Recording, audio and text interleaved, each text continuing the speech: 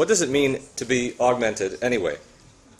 Augmented to make larger, enlarge in size, number, strength, or extent, increase. And I think we should also have a quick reality check. The state or quality of being real, the resemblance to what is real, a real thing or fact, real things, facts, or events taken as a whole, the state of affairs, the reality of the business world, for instance, or vacationing to escape reality, and in philosophy, something that exists independently of ideas concerning it, or something that exists independently of all other things and from which all other things derive. Something that is real, something that constitutes a real or actual thing as distinguished from something that is merely apparent, and idiomatically in reality, in fact or truth, actually. For instance, brave in appearance, but in reality a coward. And we arrive at a simple combined definition for augmented reality, which is an enhanced state of what is real. Yet by no means is AR the first technology to expand our reality. As many of us might agree, AR may very well be the next evolutionary step in bringing the metadata of the web into our day-to-day lives. Some of us even believe that AR technology may surpass the web in its sustained impact on culture as it becomes the so-called Internet of Things. While I tend to agree with these predictions, I believe that the term augmented reality may actually slow the progress forged by these technologies, especially in terms of broad and mainstream acceptance. We seem to be comfortable implying that AR is somehow the first technology to augment or enhance our reality. And if we look to history of technology, this quickly proves to be absurd and amnesiac. Tribal societies have a well-documented history of using natural psychoactive agents to augment reality in the form of traditional shamanism. The innovation of written language was a concrete visualization of reality augmenting metadata. The city is also an augmentation of reality, with its highly constructed framework of architecture, roads, sewers, and electrical and telephone lines. To me, it seems more relevant to use a word which is more closely related to the special sort of augmentation enabled by mobile web-ready experiences. Beyond my problem with the word augmented lies a basic philosophical objection toward using reality to describe what are in most cases mobile phone apps. This usage implies that other computer applications are not affecting reality, or at least are not affecting reality sufficiently to be labeled accordingly. Yet paradoxically, if it were not for preceding software, which has already changed our reality, AR applications would not even exist. Furthermore, the use of reality in this context seems to imply that there is one concrete reality out there, which we are in the process of altering with specific technology. Yet each of us have our own subjective experiences of reality, with some physicists even postulating theories of a holographic reality.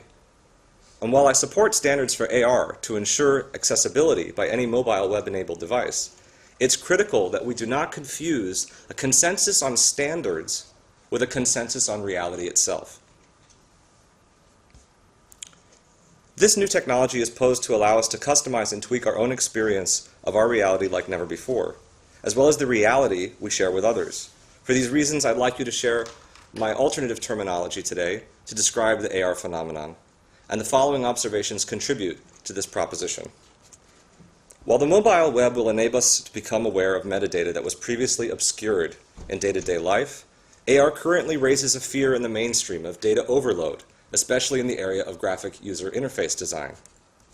Many AR applications pride themselves on exposing indications of object-oriented metadata relationships, which are not as readily apparent as traditional urban indicators. Yet, this only serves to draw attention to privacy and safety concerns. And many visions of AR as something which will merely allow us to hold up our smartphones and look through some kind of AR window, ignore fundamental aspects of our sensory apparatus.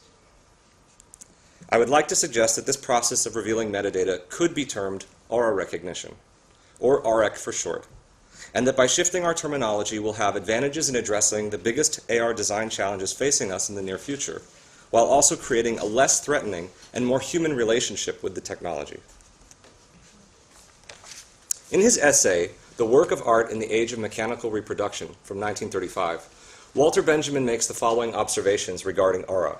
Quote, "If while resting on a summer afternoon, you follow with your eyes a mountain range on the horizon, or a branch which casts its shadow over you, you experience the aura of those mountains, or of that branch. This image makes it easy to comprehend the social basis of the contemporary decay of the aura. It rests on two circumstances, both of which are related to the increasing significance of the masses in contemporary life. Namely, the desire of contemporary masses to bring things closer spatially and humanly, which is just as ardent as their bent toward overcoming the uniqueness of every reality by accepting its reproduction. Every day the urge grows stronger to get hold of an object at very close range by way of its likeness and its reproduction." End quote. Certainly since 1935, these two social bases identified by Benjamin have reached their apex in contemporary digital life. Never before have we had such convenience in bringing things, whether physical objects or information, into our immediate proximity. Think Amazon, eBay, Google. Neither have we had the experience of such widespread meme and brand propagation in our physical environment, in the cases of shopping malls, international airports, fast food franchises, and so on.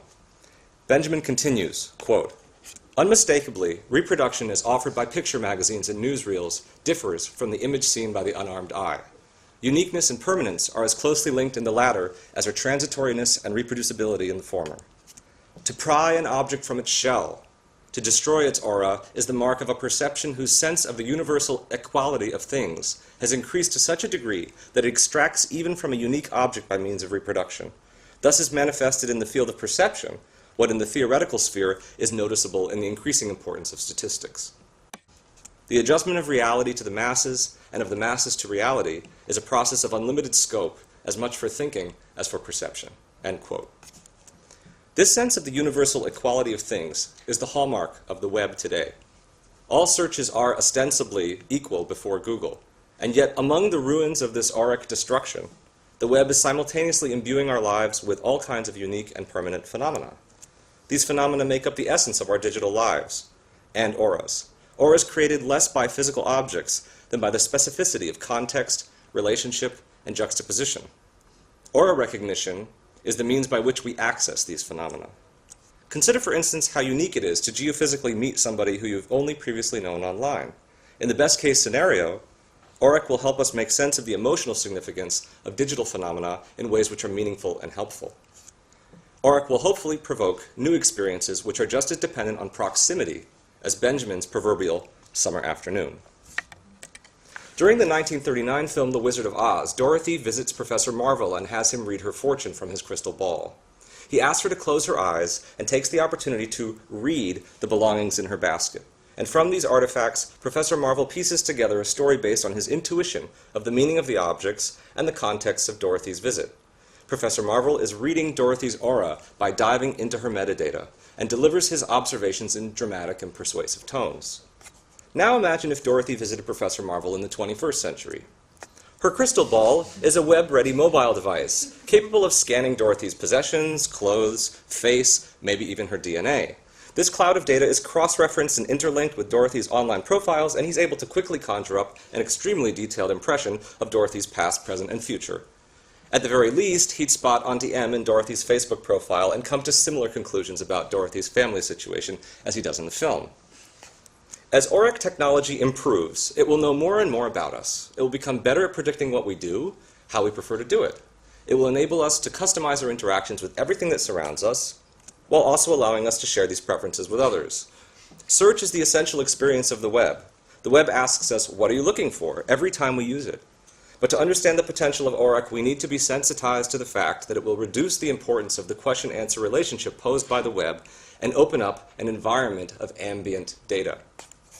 It is my hope that shared Auric experiences will have positive effects on our relationships with other people, allowing us new degrees of emotional intimacy and mutual understanding. Auric has the potential to change our relations with natural and urban environments by revealing otherwise hidden information on a bespoke basis. And this could lead to increased corporate and governmental transparency and accountability, as the norm shifts to a sharing paradigm as opposed to hiding data in silos.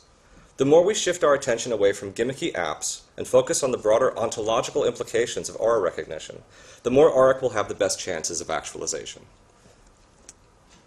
Although our repositioning of augmented reality as aura recognition has brought us closer to the perspective necessary to envision new Auric applications, there remains a major obstacle facing widespread use of Auric: the user interface. Many of us are vocal advocates of visual user interfaces for Auric. whether they take the form of smartphone windows or high-tech sunglasses and contact lenses that display visual overlays directly in front of our eyes. Yet I believe that in the short term, these visions of Auric are limited by three factors. One, there is negligence of our eyes' naturally narrow perceptual bandwidth. Our eyes scan information. We focus on every word when we read, not the entire page. Displays which cram our visual field with metadata are bound to be highly distracting, even if the overlays follow our gaze. Two, at the present moment, Auric optical gear is expensive. It's not yet mass-produced, and it's likely to be unwieldy, never mind a major fashion blunder for most. Aside from some of the hardcore audience, few regular people are prepared to line up this holiday season and buy goggles, shades, or lenses. And three, while we will most likely give up plenty of our privacy in order to benefit from Auric, we will still be more inclined to use it if we can do so discreetly. And holding our devices out in front of us in order to see overlays is not exactly subtle. So what to do? How can Auric progress now with these biological, economic, and social constraints? And my sincere belief, and is also partly an answer to a question posed by a gentleman several minutes ago, is that the answer lies in sound. Humans have always used sound to carry metadata. With the wider bandwidth of our ears as a receptor, all manner of technologies, from church bells to alarm clocks, to washing machine buzzers, to egg timers, have used sound as the medium of choice to transmit information which is proximate and temporally specific.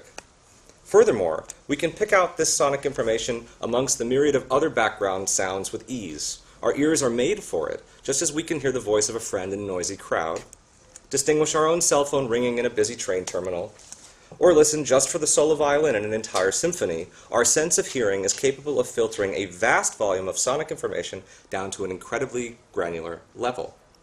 On his website, Dr. Thomas Herman of the Ambient Intelligence Group at the Center of Excellence in Cognitive Interaction Technology at Bielefeld University writes, "The motivation for using non-speech sound in human-computer interactions is manifold because, quote, sound represents frequency responses in an instant as timbral characteristics. Sound represents changes over time, naturally. Sound allows microstructure to be perceived. Sound rapidly portrays large amounts of data.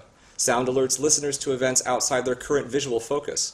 Sound holistically brings together many channels of information, and the different perceptual characteristics that make sound ideal to complement visually displayed information."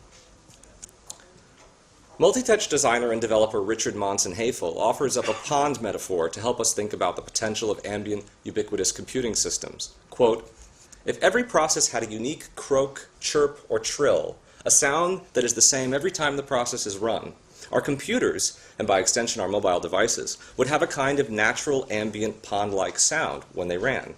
At first we would take notice, but after a short time we would settle into the periphery of our awareness so that we would only take notice when a new, unexpected sound was introduced. If we just installed some new software, a new sound would register when the audio was installed and become a permanent part of the natural and healthy ambient audio rhythm of the computer. If, however, some new process, one we did not intentionally install, was introduced, such as a virus, the new pond sound would be out of place and stand out. We might take notice and wonder what new process is running." End quote. In his post titled Rousseau and Echolocation, Geoff Manaugh reflects at the BLDG blog and helps us see the biological advantages of sound for navigating space. Quote, "Writing about the human experience of night before electricity, A. Roger Ekirch points out that almost all internal architecture environments took on a murky, otherworldly lack of detail after the sun had gone down. It was not uncommon to find oneself in a room that was both spatially unfamiliar and even possibly dangerous, and to avoid damage to physical property as well as personal injury to oneself, several easy techniques of architectural self-location would be required." Citing Jean-Jacques Rousseau's book Émilie, Ekirch suggests that the echolocation was one of the best methods. A portable sonic tool for finding your way through unfamiliar towns or buildings, and it could all be as simple as clapping. From Rousseau's book, "You will perceive by the resonance of the place whether the area is large or small, whether you are in the middle or in a corner. You could then move about that space with a knowledge, however vague, of your surroundings, avoiding the painful edge where space gives way to object. And if you get lost, you can simply clap again." The economic advantages of sound are tremendous. Everyone with a smartphone already has a pair of earbuds in their pocket tangled up. And we're already witnessing the emergent class of prototypical Bluetooth cyborgs, some of whom may be sitting right here with us today. The cost and bandwidth, storage, and processing power of delivering sound are far cheaper than visuals. The likelihood of early adoption of sonic RX is therefore much higher, as far more people are likely to be early adopters if they don't need to buy new hardware. Thanks to the prevalence of earbuds, sound is also a completely discrete carrier of information. By blending in with the background created by popular use of personal MP3 players, RX earbuds will not identify the wearer as unusual in any way. This covert quality will be critical for future models of RX as well, as we come to expect more and more seamless RX experiences and streamline the technology to make it integrated and less distracting. As we move toward a new understanding of RX, we begin to see the playing field differently. Application development becomes oriented towards a deep knowledge of context and the ebb and flow of the spaces between and generated by objects. For RX to provide us meaningful and useful experiences, it needs to know us and our surrounds and situations extremely well, ostensibly even better than we know these things ourselves. In this light, we begin to see how the evolution of RX points towards clunky cyborgism at its worst and artificial intelligence at its best. And when we start to consider the prospect of AI, we encounter yet another terminological disaster. What is remotely artificial about RX? How can a system designed and built on a deep knowledge of facts about the real world and objects and places in the world be construed as artificial? If anything, such a system represents a hyper-reality, insofar as it has the potential to be more connected and acutely aware of our environment and context than we are capable of recognizing ourselves. If RX is done right, it will seem anything but artificial. Rather, it will represent an intuitive and organic extension of our senses and the built environment. I was recently asked by a reporter if AR may not lead to a renewed anti-technology stance among those who already view the internet as a major distraction from real life. And this question presupposes that RX will continue along the often gimmicky road strewn with cheap apps of the type we have seen so much of in the recent months. And based on this context, people have every reason to be suspicious of a neo-Luddite reaction to RX. But this is RX done wrong. RX done right should actually encourage the opposite behavior. Rather than serving as an annoying distraction that we more often than not turn off or ignore, RX has the potential to be our constant companion, able to remember more, know more, and sense more than we can by ourselves. And this raises the question of embodiment. How will we embody RX? What metaphors can we use? I'd like to end this presentation reflecting on some of the contemporary mythological images we've seen in cinema for this embodiment and some corresponding research I've done, and I hope they bring you some inspiration and perspective on your work. So, this metaphor is especially popular right now in a lot of smartphone marketing, which sells the product as a key to an active lifestyle. And you may have even noticed it recently in some of the billboards and posters here in Berlin or in other European metropolises. And this metaphor is what I call the sidekick. Basically, the sidekick is the object that is always there with you on your epic adventure. It's there to save your life in times of dire need and provide you an incredibly rewarding and exciting experience in the world. I would say this is the one that most brands are gravitating towards right now, for better or worse. We have another metaphor, which is one that's a little more subservient. This is the one that whispers in your ear all the information you need to know. It's highly intelligent and sophisticated and has access to all of the important business contacts and phone numbers that you might need. It's what I call the personal assistant. And interestingly, right now at DARPA, which are the guys who brought us the original internet, they are working on a project called Kalo, and on their website it explains, quote, DARPA, under its Personalized Assistant That Learns program, has awarded SRI 3 phases of a 5-year contract to develop an enduring personalized cognitive assistant. DARPA expects the program to generate innovative ideas that result in new science, new approaches to current problems, new algorithms and tools, as well as new technology of significant value to the military. End quote. Another metaphor that's going to appeal to perhaps a younger set of people or perhaps a more game-oriented set of people is what I call the familiar, who purrs when he's pleased and growls when he's threatened. The familiar is intimately aware of your emotional state, is intimately aware of your social connections, and perhaps if it's delivered over some kind of sound-based system, is not actually communicating to you with spoken language, but with some kind of emotional response system. And in the tradition of the familiar on Wikipedia, it explains that familiars serve their owners as domestic servants, farmhands, spies, and companions, and may even help bewitch enemies. Familiars are also said to inspire artists and writers. Another thing that comes to mind when we think about these metaphors is that any given person will shift through these different metaphors as they get older, and that any Auric agent that aspires to be one of these companions will have to constantly shift skins and shapeshift over time to continue to satisfy that person. Otherwise, we'll get the effect of the Simpsons wardrobe, which is namely that Lisa has been wearing the same dress ever since the show began. Another option, which is explored by Jarno M. Kaponen of the Media Lab at the University of Art and Design in Helsinki, is what I like to call the doppelganger. He calls it the future self. And this is a quote from the abstract of his master's thesis on the future self. An unprecedented amount of personal information is stored in the networked virtual environments, and these digital life patterns, consisting of the records of the past and the present, could be utilized by an intelligent future system to produce unique personal future forecast simulations. Through such a system, the images of the future would become more concrete, more accessible, more informative, and even entertaining. And consequently, such a system would potentially change the whole conception of the future and its dimensions. His study focuses on the interplay of physical and non-physical existence as it explores how the conceptions of virtuality, identity, and time are combined in the practices of digital networked environments.